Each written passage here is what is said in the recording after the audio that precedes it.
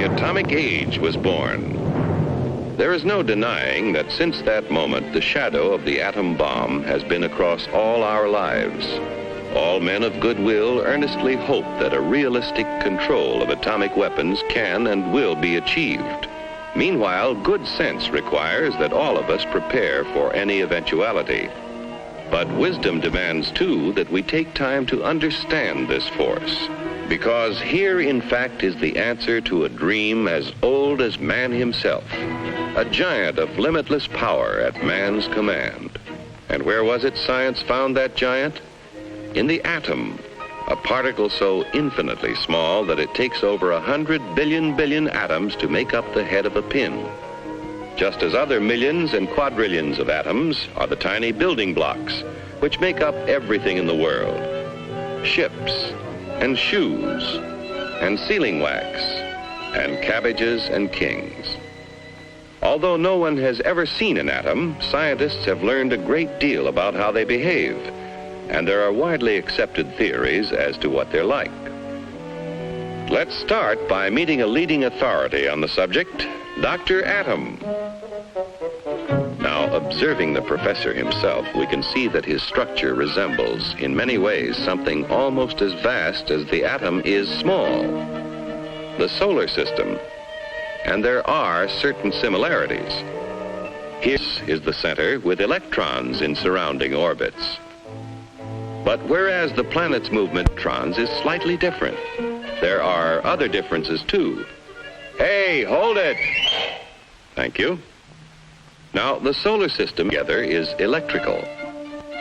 The electrons, which are negative, are attracted by the protons, which are positive, and vice versa. But here in the nucleus are other particles with no electrical charge, called neutrons. Very important characters, too, as we shall see. And equally important when it comes to atomic energy is what scientists call the atom's binding force. It's a kind of cosmic glue holding the nucleus together. This, then, is a single atom, but certainly not all atoms are alike. There are in nature more than 90 basic elements, which is science's term for families of atoms. To scientists, the atoms of the individual atom families, or elements, are identified by number. That is, the number of protons or positive charges in their nucleus.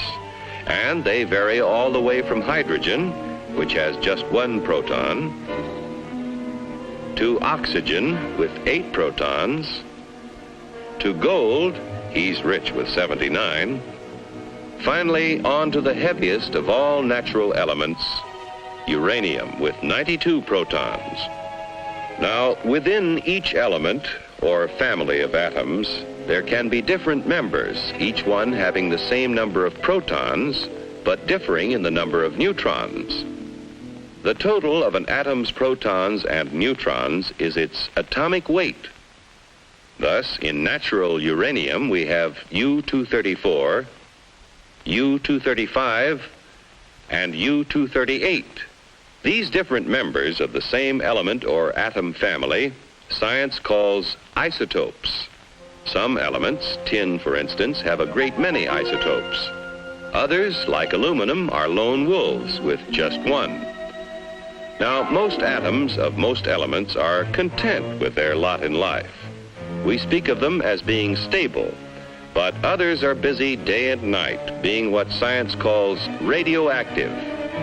Like radium, throwing off powerful rays along with some of its neutrons and protons, until it actually alters its own nuclear structure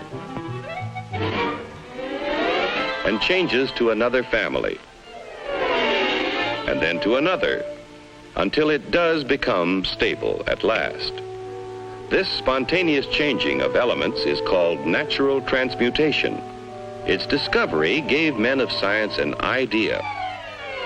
If an atom could change itself, why couldn't man change an atom? Using as bullets the very particles which radium threw off, a noted British scientist bombarded nitrogen and converted it to oxygen. In terms of individual atoms, this is what happened. The radium nucleus threw off an alpha particle consisting of 2 protons and 2 neutrons. One of the protons was absorbed into the nitrogen nucleus, turning it to oxygen. This was artificial transmutation, man changing the elements. From that first experiment, others by the thousands followed as scientists devised ever more powerful particle accelerators, commonly called atom smashers, to transmute more and more kinds of atoms. All scientifically important, but hardly world-shaking. Then, in 1939, some scientists were experimenting with transmutation of uranium. What would happen, they wondered, if they fired a neutron at a uranium nucleus, already the heaviest in nature? Why not try? So they tried. And the result? Nuclear fission. Instead of a minor change, the atom split in 2. Truly a discovery to change the world. For what had happened when the uranium atom split was a kind of double miracle of science.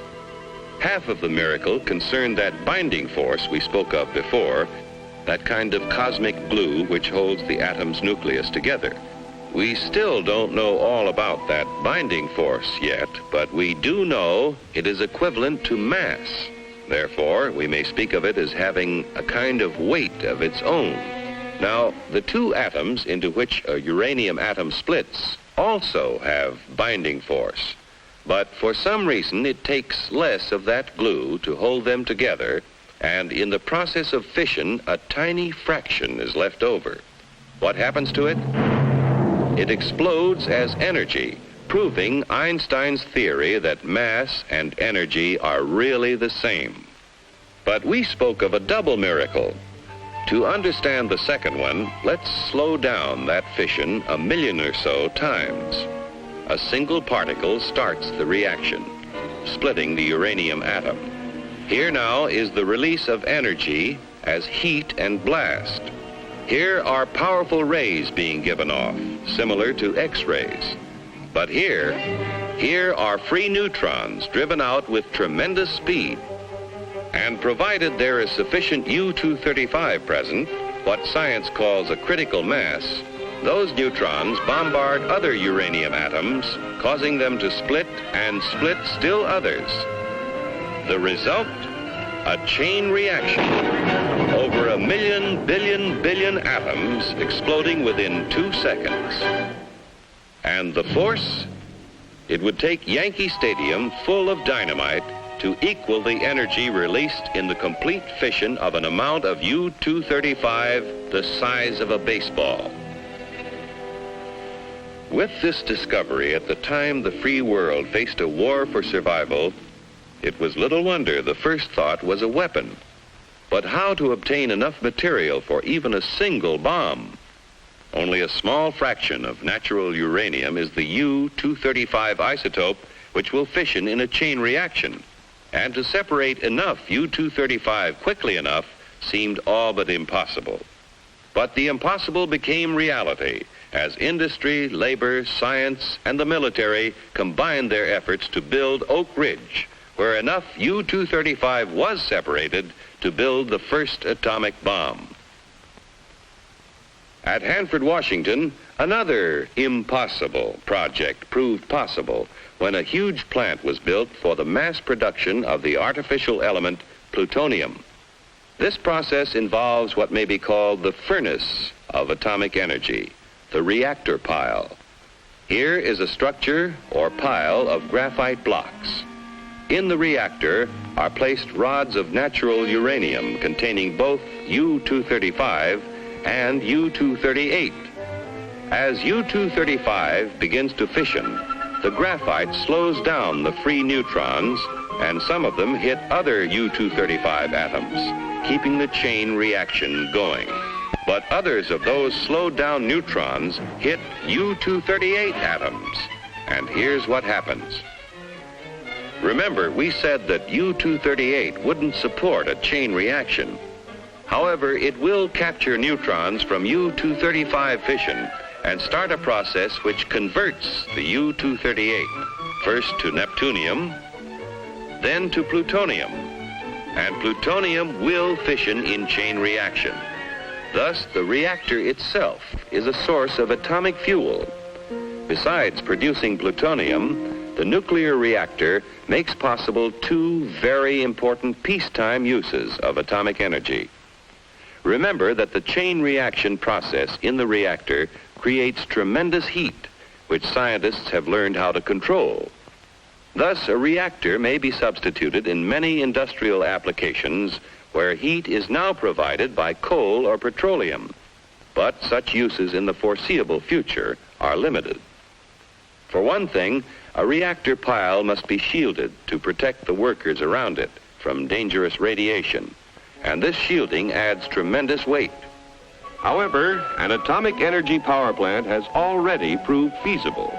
The future supplying of electric power to entire cities is far from impossible, while nuclear power in locomotives, submarines, ships, and even very large airplanes may all but revolutionize future transportation on land, sea, and air.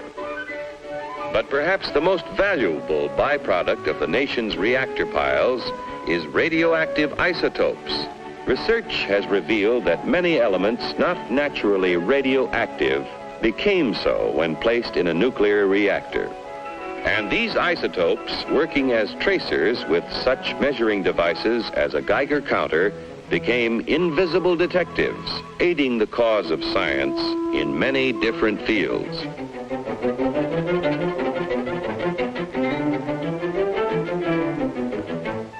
In agriculture, isotopes are now used to test such things as the effect of fertilizers on plant growth and the proper timing for their use, helping to assure bigger and better yields from tomorrow's farms. In industry, isotopes have found literally hundreds of new uses, such as the automatic thickness control of sheet aluminum, saving hundreds of man-hours of labor and assuring accuracy never before possible. In the fields of medicine and biochemistry, isotopes are performing near miracles of diagnosis and discovery. With radioactive sodium, doctors are solving more of the seeming mysteries of heart disease and circulatory disturbances. Radioactive phosphorus has been used to locate tumors in the brain and greatly simplify operations for their removal. Iodine-131 finds one of many uses in revealing conditions of the thyroid, and there are many more. New ways of using isotopes are being discovered constantly through the tireless work of modern pioneers in such fields as chemistry, metallurgy, medicine, and biology. Truly, the superpower which man has released from within the atom's heart is not one, but many giants. One is the warrior, the destroyer. Another is the engineer, seeking to provide vast quantities of energy to run the world's machines. Another is the farmer, helping to better feed tomorrow's world. Still another is the healer, helping to diagnose and cure the sick. And the last is the research worker, working on in the fields of pure science to reveal more of the mysteries of the universe. But all are within man's power, subject to his command. On man's wisdom, on his firmness in the use of that power, depends now the future of his children and his children's children in the new world of the atomic age.